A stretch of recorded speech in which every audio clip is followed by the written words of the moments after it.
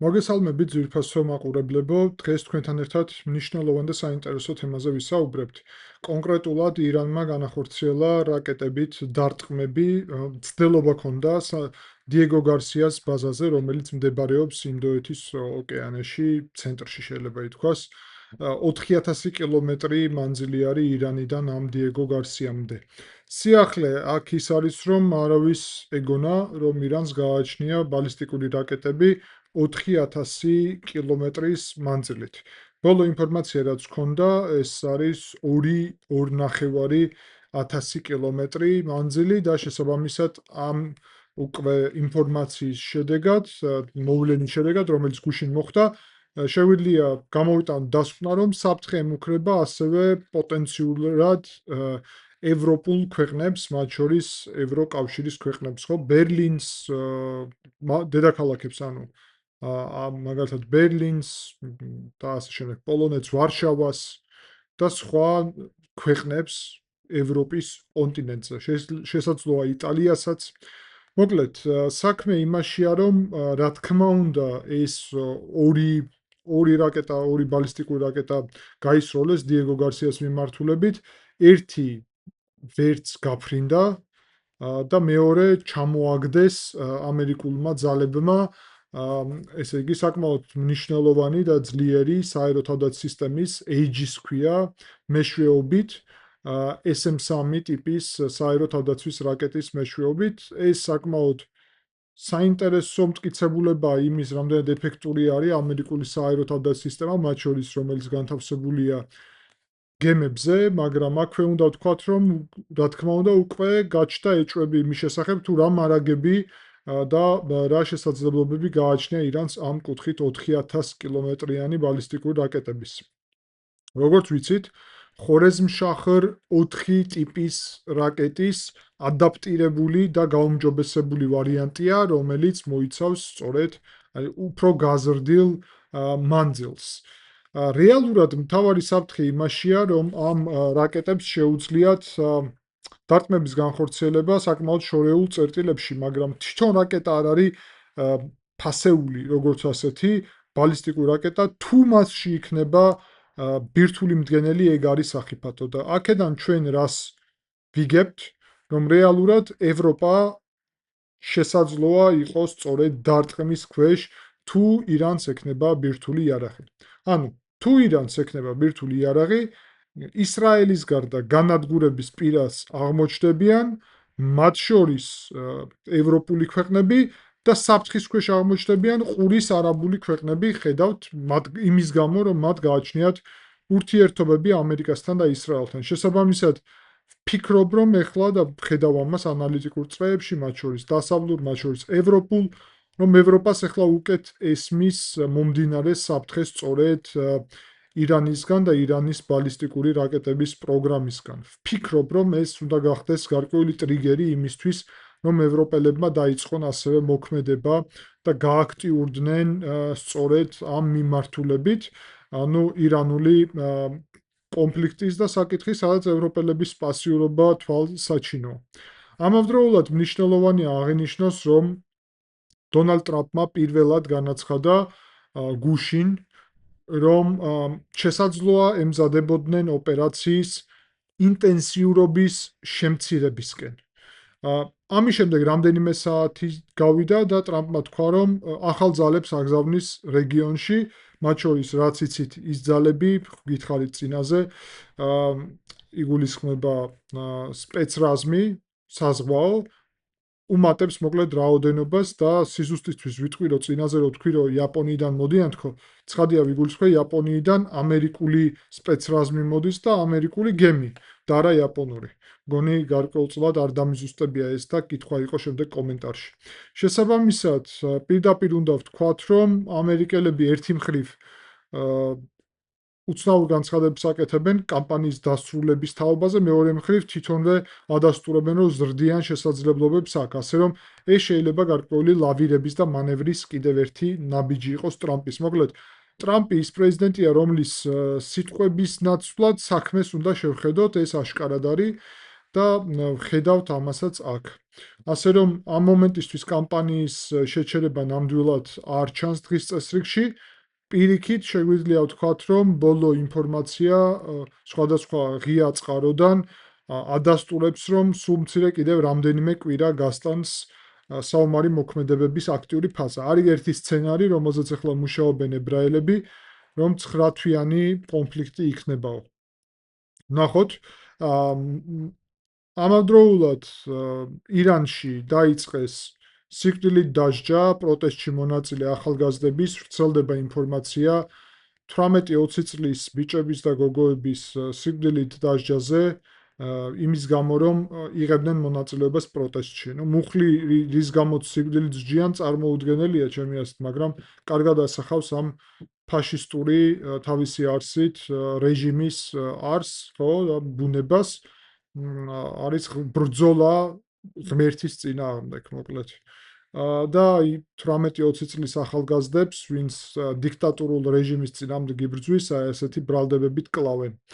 ამის ფონზე, რა თქმა უნდა, ეხლა უკვე დღეს მათ შორის არის დღესასწაული ნოვრუზი, რომელიც ფართოდ აღინიშნება რეგიონში, მათ შორის ირანში. ეს არის გაზაფხულის დღესასწაული და პრინციპში თანხვედრაში არის ბუნების ციკლთან ჩრდილოეთ ნაწილში დედამიწის და აქედან გამომდინარე სავარაუდოდ უნდა ველოდოთ კიდევ უფრო გააქტიურებულ ტალღას პროტესტისა ირანის ქუჩებში, როდესაც ამის შესახებ მოწოდება იქნება უკვე ვაშინგტონიდან და იერუსალიმიდან. ასეთი მოწოდება ამ მომენტისთვის არ არის გაჟღერებული ჯერ. დარტყმები გრძელდება, მათ შორის წარმატებით გაანადგურეს 2-3 დღის წინ შაჰედების წარმოებელი ქარხანა, რაც არის ძალიან მნიშვნელოვანი და აღსანიშნავი კონკრეტული ნაბიჯი და ქმედება და შესაბამისად ეს ძალიან საინტერესო არის, რომ ეფექტურად შეძლეს შეამცირებს, რა თქმა უნდა, ირანიდან მომდინარე საფრთხებს. შეერთებული შტატები ადასტურებენ, რომ 7000 სამიზნე აქვთ განადგურებული ამ მომენტისთვის და 120 ხომალდი ზღვაზე. წარმოუდგენელი რიცხვებია, ცხადია, ძალიან დიდი, სერიოზული. და სულაც არ არის გასაკვირი, რომ ამის ფონზე შეერთებული შტატები ითხოვენ კონგრესისგან, ანუ ტრამპის ადმინისტრაცია 120 მილიარდი ამერიკული დოლარის 120-დან 200 მილიარდამდე იქ სხვადასხვა ვერსია არის, მოკლედ 200 თქვეს, მაგრამ შეიძლება 120-მდეც შემცირდეს 200 მილიარდი დაახლოებით ამ მომენტისთვის ბიუჯეტის გამოყოფა. არ არის ეს მთლიანად ცხადია მიმართული კამპანიაზე, ანუ არ არის ეს მხოლოდ ირანულ ომზე, მაგრამ გულისხმობს მათ შორის აი ამ ომის შედეგების უზრუნველყოფას, ანუ რას გულისხმობ? საერო თავდაცვის სისტემების განახლებას, ბევრი ჭურვი დაიხარჯა წარმოუდგენელი რაოდენობის, ამ ჭურვების წარმოებას, ჩანაცვლებას, მარაგების შევსებას, რა თქმა უნდა, ბევრი დარტყმითი ჭურვიც და რაკეტა დაიხარჯა, მოკლედ ამ ყველაფერს სჭირდება შევსება, უზრუნველყოფა და 200 მილიარდი შეიძლება გადაჭარბებული რიცხვი იყოს, იქ ივაჭრებენ კონგრესში, შეიძლება რაღაც საბოლოოდ შეთანხმდნენ აი ამ 120 მილიარდზე, რაზეც წეღან საუბრობდი, იმისთვის რომ გარკვეულწილად უზრუნველყონ მისიის წარმოება. ეს კიდევ მთავარი კითხვა აქ კიდევ ჩდება, სწორედ იმასთან დაკავშირებით, რომ რამდენ ხანს გასტანს ეს ოპერაცია. შეიძლება ტრამპის განცხადება მაგასაც უკავშირდებოდეს, იცით, რომ კონკრეტულად სადღაც უკვე ახლოს არის დაამთავრებს და 200 მილიარდი მოგვეცითო, რომ დავფაროთ ეს ხარჯები. იმ ლოგიკით, რომ გარკვეულწილად მოხიბლოს კონგრესი, რომ ეს თანხა დაუმტკიცონ. იმიტომ რომ თუ ეს ომი გაგრძელდება კიდევ უფრო მეტ ხანს, კიდევ უფრო მეტი ხარჯი იქნება და რა თქმა უნდა, ხარჯის ამბავში კონგრესი სენსიტიურია. მაგრამ მნიშვნელოვანია ეფექტურობა ნამდვილად აღინიშნება ისრაელის და შეერთებული შტატების ერთობლივ ოპერაციაში, თუმცა არის ასევე სუსტი წერტილები და მოდით ვიტყვით ორ ძირითად სუსტ წერტილს ამ მომენტისთვის. პირველი, ირანის ცაში ჩამოაგდეს არა, სწორ ტერმინს გამოვიყენებ, ესე იგი, გამოიყენეს საერო თავდაცვის რაკეტა, რომელმაც დააზიანა F-35A ამერიკული თვითმფრინავი. რანაირად? კარგი კითხვა. იმნაირად, რომ ირანის ცაში ახლა არის მტვერი მათ შორის ღრუბლები და აქედან გამომდინარე, რადგან საერო თავდაცვის სისტემები განადგურებულია, ამერიკულ თვითმფრინავის პრობლემა არ აქვს, რომ იმუშაონ საკმაოდ, ესე იგი, დაბალ სიმაღლეზე და საკუთარი ამოცანები შეასრულონ. და დაბალ სიმაღლეზე მუშაობის პარალელურად აღმოჩნდა, რომ აქვთ ესეთი ხელით გადასატანი, აი საბჭოთა დროს იგლა რომ იყო დაახლოებით ეგეთი, ან ესე იგი სხვა მსგავსი, ხო? ტიპის მნიშვნელობა არ აქვს, რომელი მოდელია ზუსტად, სტინგერი რაც არის მათ შორის ამერიკული, ეგეთი გადასატანი საერო თავდაცვის სისტემა, რომელმაც გაისროლა და დააზიანა ნაწილობრივ, ანუ გვერდით აფეთქდა რა რეალურად თვითონ ვერ დაარტყა თვითმფრინავს. რომ დაერტყა თვითმფრინავისთვის, მაშინ თვითმფრინავს ეფექტურად გაანადგურებდა, მაგრამ ვერ განახორციელა ეს თვითმფრინავმა შეძლო თავის არიდება, დაბრუნება ბაზაზე და მხოლოდ დაზიანებული არის თვითმფრინავი ესე მსუბუქად. ეგ მთელი ამბავი იყო, რომ აგერ F-35 ჩამოვაგდეთო, ნამდვილად ეგრე არ არის, თუმცა ისტორიაში პირველი შემთხვევაა, როდესაც დააზიანეს F-35 საბრძოლო მოქმედებების დროს. ნუ პრინციპში ეს ყველაფერი გასაგებიდან ათელია. მეორე საკითხი მნიშვნელოვანი არის იერუსალიმის მიმართულებით დარტყმები. პირდაპირ ძველ ქალაქში დავარდა ერთ-ერთი ბალისტიკური რაკეტა, ირანული, 2 დღის წინ დავარდა ასევე ძველ ქალაქში, რელიგიურ ნაწილში და ეხლაც ცოტა მოშორებით, მაგრამ 200-300 მეტრში ძველი ქალაქის ტერიტორიაზე, იქ ძველი ქალაქი კედლით არის შემოფარგლული მოკლედ და რა თქმა უნდა, ეს ძალიან სახიფათო პროცესია, იქ მდებარეობს ბევრი არქიტექტურული და რელიგიური შენობა-ნაგებობები, ისტორიული მნიშვნელობის და შესაბამისად ეს სახიფათოა პრობლემა ასობით მეტრში არის აი ამ ყველა რელიგიური ნაგებობისგან და რომელიმეს რომ დაეცეს სერიოზული, ასე ვთქვათ, შედეგები ექნება, იმიტომ რომ საკმაოდ მძიმეა ეს ირანული ბალისტიკური რაკეტები და დაცემის რამდენი შემთხვევა ვნახეთ ისრაელის ტერიტორიაზე და რამდენი ადამიანი დაიღუპა ამ ბალისტიკური რაკეტების დაცემისგან, საერო თავდაცვა იდეალურად ვერ იცავს ყველა აი ამ ბალისტიკურ რაკეტას და შესაბამისად ასეთი არის მდგომარეობა ამ მომენტისთვის.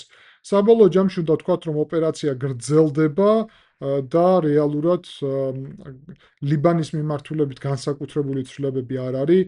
სახმელეთო ოპერაცია ოდნავ არის მიმდინარეობს სასაზღვრო ზონაში, სერიოზული ფართომასშტაბიანი სახმელეთო ოპერაცია არ არის ამ მომენტისთვის დაწყებული.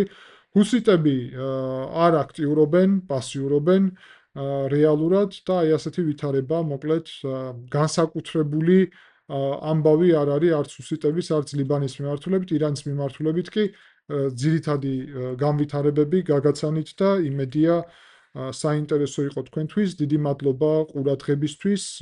აუცილებლად გამოიწერეთ არხი და ლაიქეთ, მოიწონეთ ეს ვიდეო, დაწერეთ თქვენი აზრი კომენტარებში და ასევე შეგიძლიათ გაწევრიანდეთ არხზე, გახდეთ წევრი და ამით მიიღოთ ასევე დამატებითი ანალიტიკური მასალა. დიდი მადლობა, შეხვდებით შემდგომი ანალიზის დროს.